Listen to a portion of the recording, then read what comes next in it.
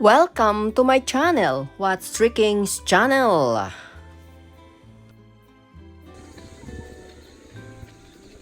Napakaganda ng bukang liwayway. Kita nyo naman ang video. Perfect. Magandang buhay sa inyong lahat. Mga subscribers, mga followers at lahat ng aking mga kaibigan na nagwa-watch ng bidyong ito. Ngayon po ay Sabado de Gloria, pagkabuhay. Sana po'y lahat tayo ay nag-i-enjoy sa araw na ito sa pagkabuhay ng ating Panginoong Hesus. Haba pong ako'y nanonood ng aking ginagawang video, ako po'y nagre-relax. Ang sarap pakiramdaman at panoorin. Lalo na mga huni ng ibon, ang mga taong nag-i-enjoy. Nag-i-enjoy sa kanilang mga buhay. Nagre-relax. Salamat sa lahat. Salamat sa lahat. Sa Diyos, una sa lahat. At sa lahat ng taong mababait, mapagpakumbaba, at matutulungin. Ginawa ang bidyong ito para makita nyo naman ang atmosphere kung gaano kaganda ang ginawa ng Diyos. Ang karagatan, ang malawak na karagatan. Ang malawak na kapaligiran ng sa parte ng Batangas. Habang ang mga tao ay nag-i-enjoy. Matapos ang pagninilay at Biyernes Santo. Yan ang oras na sila naman ay nagre-relax sa mga buhay nila dahil sa susunod na isang araw uli. Trabaho na naman uli. Gayaan lang ang life. Enjoy our life to the fullest.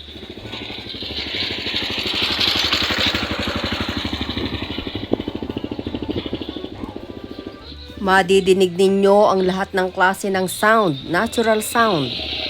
Huni ng ibon, mga tao nag-i-enjoy, mga dumadaang motorista sa dagat. Huni ng ibon at simoy ng hangin. Hampas ng dalampasigan, lahat ng klase ng sounds madidinig nyo.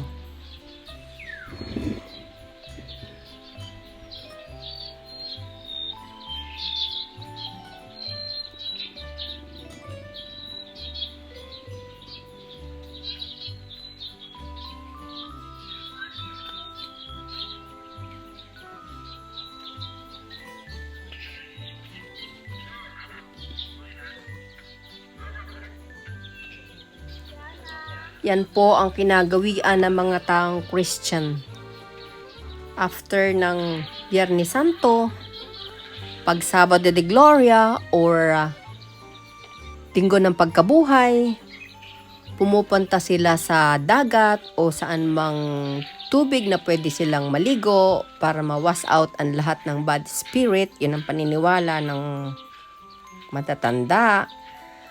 So para sa akin, siguro ganun nga din. At of course, nagkakaroon ng bonding ang bawat pamilya, ang mga taong nagmamahalan, magkakaibigan, sa pagkakaroon ng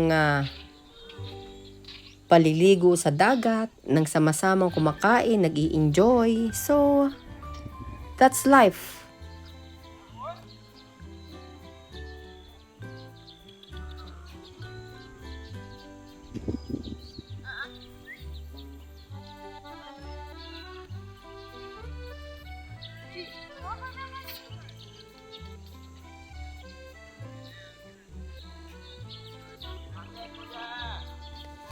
Nandyan din ang mga taong naghahanap buhay dahil alam nila na mga bakasyonista ang marami dyan, lalo't wala dyang mga pagkaing mabibili, kaya maraming nagtitinda dyan ng luto at hilaw. Andyan ang lahat. Kaya ano pa ang gagawin ng tao kundi mag-enjoy lang, mag-relax, pansamantala.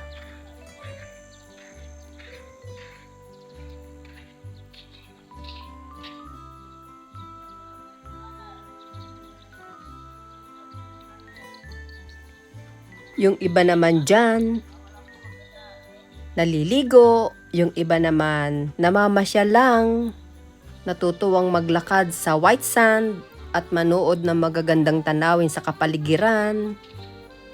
Sumasanghap ng sariwang hangin dahil ang paniwala ng matatanda na ang simoy ng hangin sa umaga ay napakagaling sa mga sakit, lalo na sa mga taong may asma at ubo. Kaya maraming maagang-maaga pumupunta sa dagat para malanghap ang sariwang hangin.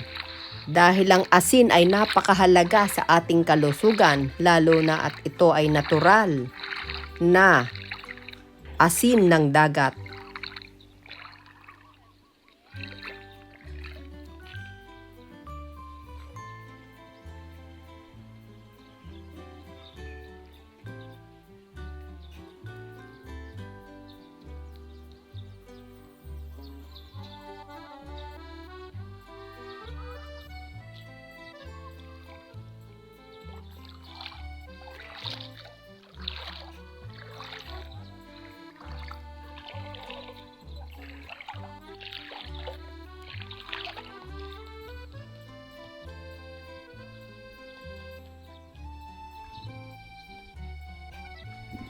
Kung kayo naman po ay nakarating sa kalagatian ng bidyong ito, ibig sabihin, nag-i-enjoy kayo sa aking video, sa aking mga sinasabi. At lubos po ako nagpapasalamat sa inyong lahat. Sana po ay mag-iwan kayo ng comments at bigyan ninyo ako ng heart or likes. At paki-subscribe na lang po ang aking channel dahil yan naman po ay free. Salamat po. God bless.